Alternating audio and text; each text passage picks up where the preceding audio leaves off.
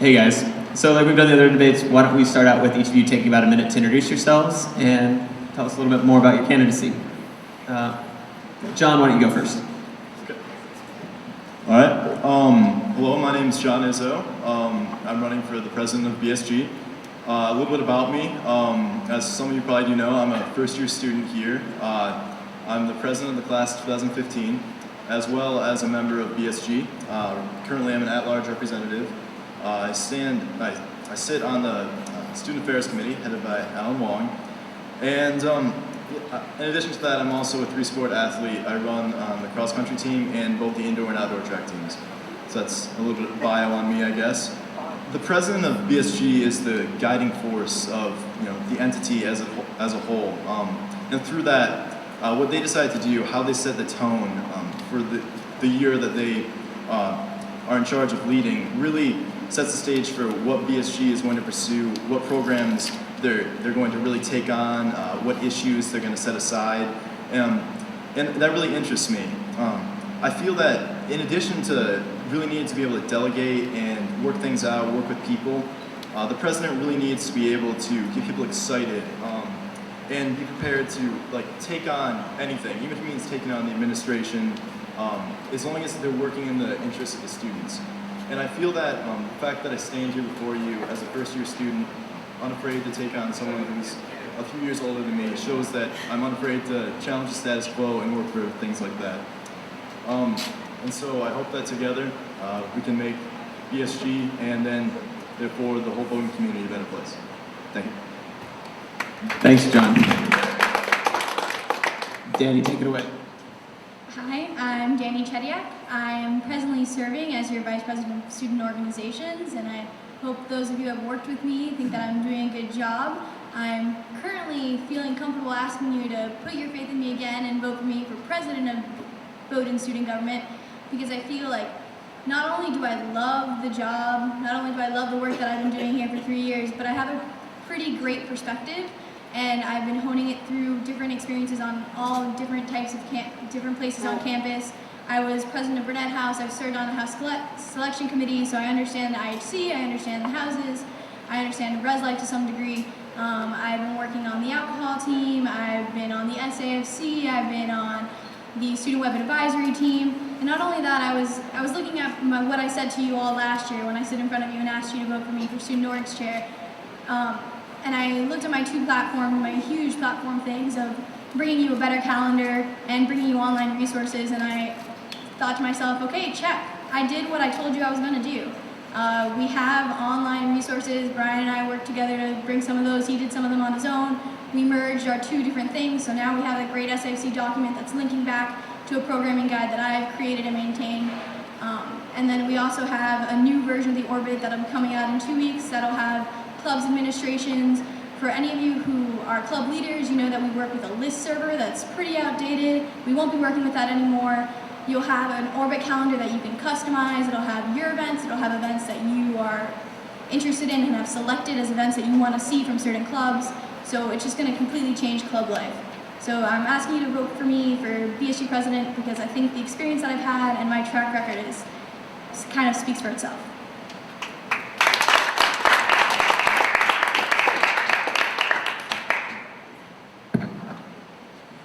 Thank you both. So what do you consider the biggest shortcoming of Bowdoin student government, and how would you fix it?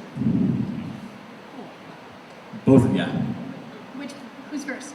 Dani. Okay. Basically, I think BSG has a little bit of an issue in maintaining a standing relationship with both the students and the administration. So this has been touched upon by a couple different people, but definitely Chris highlighted that we have a lot of services that people don't know about because we're not constantly advertising, we're not constantly maintaining our website.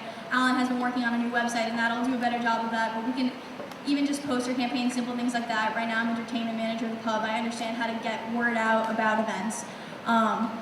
Then there's also the issue that people don't know who we are. I'm constantly asking my friends to give me things about BSG and complain to someone who's gonna relay it to someone rather than just say, yeah, you know what, that does suck. Instead, I'd rather say, this is why it exists, or this is how we're working to change it, or hey, I didn't even think about that, this is what we're gonna do to try to change it. And I think that that's what BSG members need, is the kind of attitude they need to carry about themselves. And then at the same time, the members need to not only be communicating with students, but with administrators at all times. We come up with a great idea for something we want dining to do, and we go up to dining and we say, hey, give us free meal passes. We don't talk to dining and say, hey, what are you thinking about doing? Oh, you're thinking about doing fast track? We're gonna collect some student input. We're gonna help you out. We're gonna help you start that program and advertise it and work with you on that project as well, rather than simply asking you for things when we need it. I want to maintain a relationship with the administration constantly so that we're hearing the ideas that they have, giving them feedback on those ideas. If there's something that they're talking about in the faculty committees, like right now they're talking about credit for internships, the BSG should be making statements about these things. We should be collecting information and saying things about it. And I think that's our biggest shortcoming. And I've already started to work on changing it. I have meetings with administrators before I even set my platform to make sure that the things that I want to do are at least somewhat feasible. I have meetings set up throughout this week. I'm working with administrators already, talking to higher ups and trying to make sure that we have a relationship that isn't just one way, that we're constantly in this communication with the student body and with the administration. And that's about it.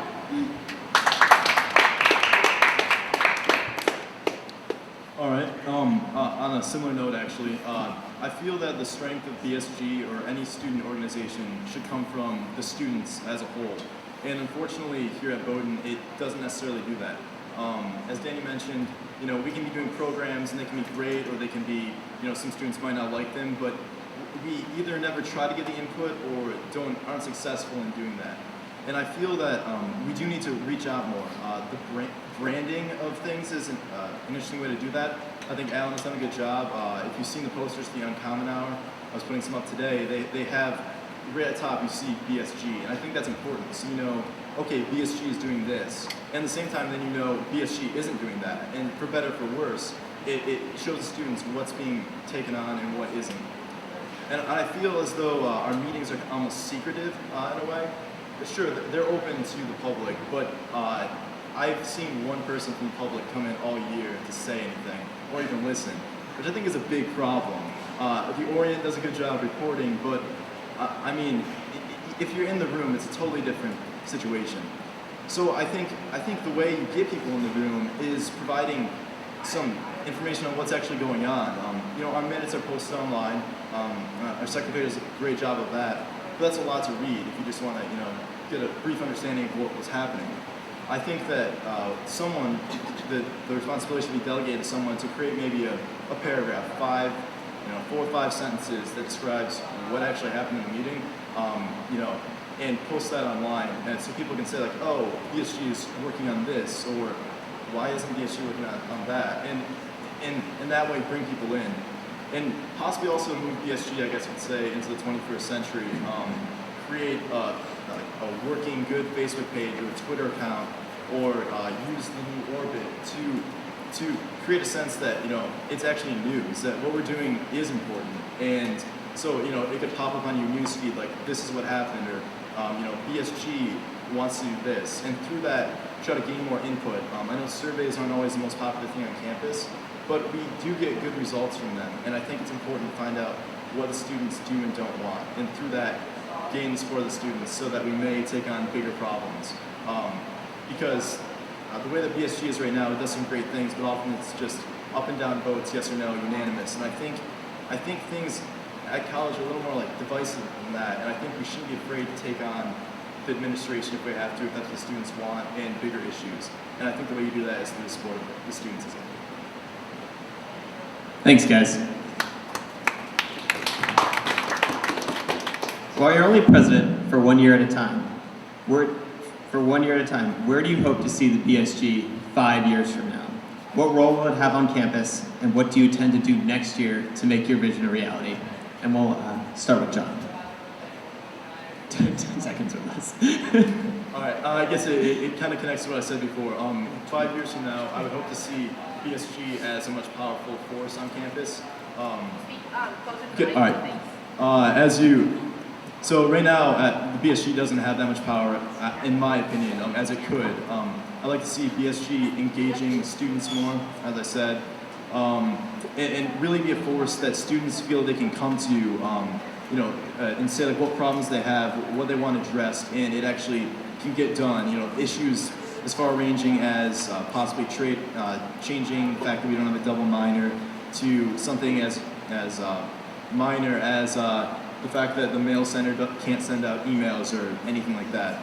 So I'd like to see the power of BSG grow, and as I said before, I think the way you do that is engaging the students, because ultimately that's how you get input, and that's how you get support and power to do what the students want. Thanks, John. Danny? So along the same lines, I really want to correct what I was just talking about, which I said was the biggest failure, and I think some of the other things that we can do is BSG needs to stay on top of technology. I want BSG in the future to have someone within the team, most likely the VP of Facilities, also staying on top of Facebook, Twitter, our webpage. We need to have a very interactive way of communicating with students, because we're no longer in the world where people are going to necessarily put something into a comment box. We need to have, as we now have in our BSG website, thank you Alan Wong, we have a comment section. We should have an interactive platform where we explain, hey, these are the things we all ran on, and these are the things that we now can do. I'd also like us to have an Orient article written by members of the BSG Weekly. Sorry, Orient. Thank you, Danny. So John, one of the reasons that BSG has this constitutional requirement that anybody running for BSG president previously serves as a member of BSG is that experience is, I'd say, almost more than necessary for the job. You need to have institutional memory, really, to be able to actually have a sense for what are terrible ideas and what are good ones, what are doable ideas and what are ideas that sound cool, but administrators probably won't bite. And so, I guess a doubt that I have that I'd like to hear you address is kind of how would you go about really working to learn a lot about the school that you probably haven't in the past year? How are you going to find out who are the key power brokers to support your initiatives, the faculty and the administration? How are you going to actually be more than a happy-go-lucky, oh yeah, we'll do that, and then nothing gets done, sort of BSG president? We've had some presidents that have been very, I would say, easygoing, relaxed. Mike Dooley comes to mind, great guy, but not exactly a guy who necessarily gets things done. And so what I'm asking is, how are you going to kind of avoid falling into that and be somebody who can be friendly and yet actually be a doer? All right, that's definitely a major concern that a lot of people have, I think. And the way that I would think I can address that is to say that, while I probably do not have the amount of experience as Dani, that's evident, she's been here for 2 more years than I have, but in the year that I've been here, I've served on 2 somewhat distinct bodies. As I said, I served as the class president, and I think through that I've had an interesting way of viewing the planning aspect, how you can get people excited about an event, that side of things, which I think is important for BSG. But on the other side, working on the Student Affairs Committee and being represented, I've been able to work on more tangible items, and I feel that through that I've gained a good amount of experience. And if you put it together, I've met quite a few of the deans, and I've spoken to them, I've worked with them, I've helped Alan set up these Uncommon Hour events, I've talked to Dina Myers about multicultural events on campus, and worked with several other deans. And I feel as though I have enough experience at its core, and I have the rest of this year, and hopefully if I was elected, Derek would take me under his wing and help me out a little bit there as well. But at the same time, I feel as though while experience is very necessary, being president is a role that requires not just experience. You have to be able to delegate, and I feel as though it's an unfair question or an unfair statement to say that I'm just going to choose, just shoot for something and not understand what the students want or what is a good idea or a bad idea. And I think the way you do that is a dialogue, and the president isn't a dictator. I would have vice presidents and other people, and not to mention the entire school body, to bounce ideas off. And so I feel as though experience, I have enough to be able to lead BSG next year. All right, sounds good, John. Dani, would you consider yourself a schmoozer? The reason I ask is because one of the things that I think often helped John Connolly and Derek get things done is that it wasn't just about, hey, we're the students, we'd like to make this initiative happen, but it was actually the ability to kind of grease the wheels of the Bowdoin bureaucracy. And so what I'm wondering is, you're somebody who's incredibly energetic, who's a real go-getter, and that's awesome. But I'm just wondering, when it comes to actually this ability to really kind of get people on board, how do you feel like you're going to do that? Well, I'd say that this is one of those times where I feel like experience and my leadership experiences in the past have really helped out. I went into this year as the new pub entertainment manager, and Richard or Adina can tell you that I came in and I said, on the first pub night, we're going to have 2 bars, one on the upstairs, one on the downstairs. The second bar is going to be, have these drinks being served, and we're going to have a band and a DJ and this and that, and we're going to use this door instead of that door. And it was chaos. I was demanding. I wasn't asking. I wasn't understanding how there are certain fire codes. There are things that can't be done. There are impossibilities. There are, limits to spaces and limits to how far someone's willing to go. There are limits to just how many people we can have working in the pub on a night.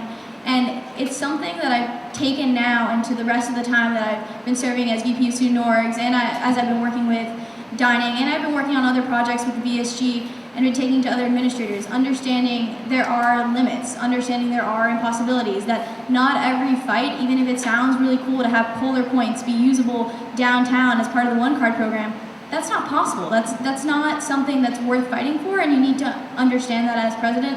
And as much as I can say I failed in that in the past, and I think I failed in that when I was president of Burnett House, this year, I think I learned that lesson, and I think I really improved my leadership capacities, and I want to take that into next year.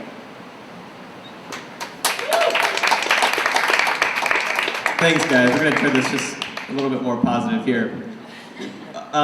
What issue next year, as president, would you be most excited to take on? Dani, go for it. Wow. So I thought you were going to ask most doable. That was the question we were given, and this is a little bit of a change. So for what I'm actually most excited to do, which I also think is very doable, is I really want to bring test prep on this campus. I really want to lower the cost of that. And as much as there are some great things I think we can do in student life, and as much as I am very passionate about student life, at the end of the day, we're all at Bowdoin for the academic program here. There are reasons other than that, why we might have chosen Bowdoin over Middlebury, etc. But we're here to get an education, and part of that education for some of us is to continue it, to go on to medical school, to go on to law school, to go on to some type of grad school, business school. And unfortunately, there's no consistent offering of LSAT courses, MCAT courses, GRE, GMAT courses on campus, and I think that that's a huge fault. One of the top law schools that Bowdoin students end up going to is University of Maine, and I don't mean to knock that school, but I think that we can probably get some kids into better schools, and I think that's an important feature of Bowdoin College, and I think that it's something that the administration is willing to work on. It's all about finding the resources, finding the finances. It's not a fight that we're going to have. We're all on the same page. We want students to be going to great schools once they leave here if they want to continue their education.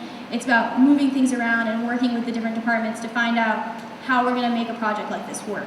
And I think that's why I'm excited about it, because I feel like no one's going to say this is a bad idea.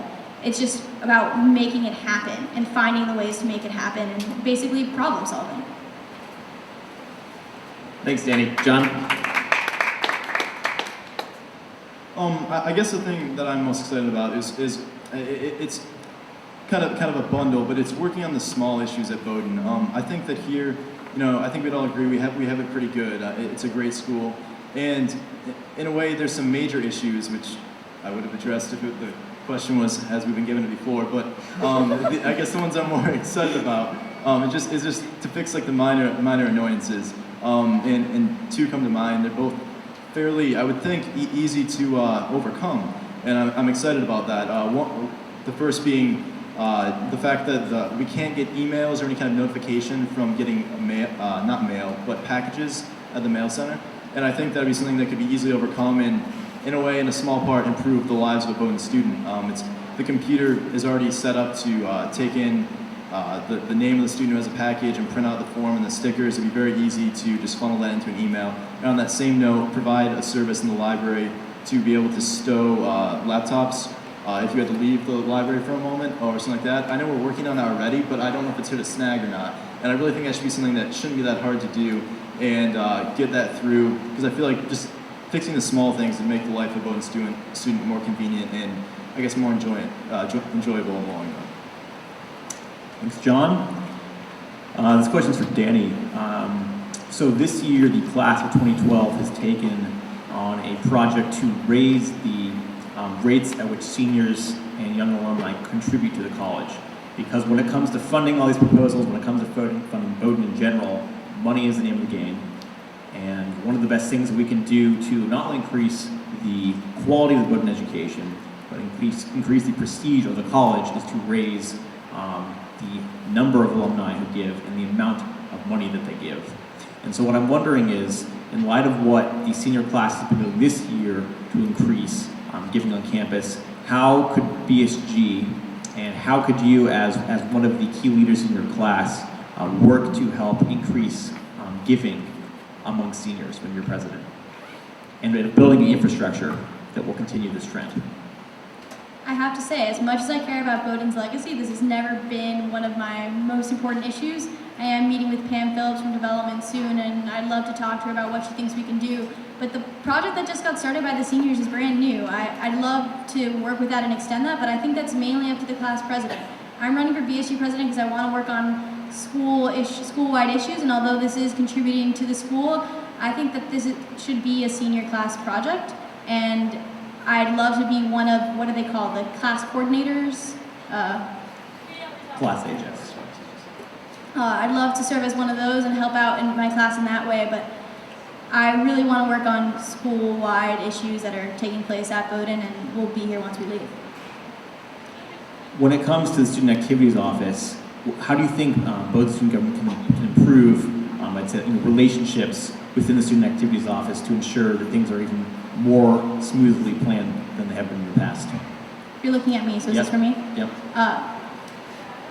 Are you talking about between like the administration and the student activities and club leaders? Well, or? let me put it this way. So this year, I've kind of noticed that, in part because of the work that you and Brian Kim have done, things have functioned a lot better, it would seem, in terms of communicating with club leaders, in terms of making sure that events are advertised properly. And so what I'm wondering is, how are you going to ensure that the work that you and Brian have done this year is continued? Well, luckily, Brian will be the new me, and I'll be working with him on the Student Web Advisory team to continue to bring the orbit further to date. I also, Alan DeLong and Nate Hinson, Student Activities, generally serve as advisors to the Bowdoin Student Government, and I tend to walk into that office and call that office home to some degree, and I plan on continuing to work with them with a lot of different things. One of the really small things that we're planning on doing that I really have been pushing for is that, well, this year the Student Activities Office hired a poster designer for themselves, and that's why Student Activities has now has been branded, and Alex Piggott is a great designer and has been making some great posters, and you've been seeing them around campus, and that's, I think, really been helping attendance at events. BSG is going to be, if the new president decides, BSG will be hiring another poster designer for themselves so that every single student organization has that resource available, a very talented poster designer. They can choose to have someone else, but every event will have a poster design for it, and all of those will be going up, and that's just a small other thing besides, the technological stuff. Some of us still like that visual representation of events. That's another thing that we're going to hopefully be doing to improve club life. All right, so this one's for John. So one of the biggest issues that I've seen with Bowdoin Student Government for the last 4 years now is we can take on a lot of physical things, like we can make physical institutional changes, or at least we can try to. But some of the stuff we get bogged down is cultural changes. There's like less tangible things. And in the same regard, and what sort of mixes these two things are the social houses and the social culture on campus. As a first-year student and as soon to be a sophomore, the social houses are very much a part of your life, and they don't really extend to the juniors and the seniors, and they can be a bit greater asset on campus. I'm just curious to hear your stance on the social houses, and how do you think they could probably be better utilized by the student body and by the college administration? All right, well, I guess tomorrow I'll find out if I'm in a social house or not. Probably a good thing I'm answering this after they made decisions.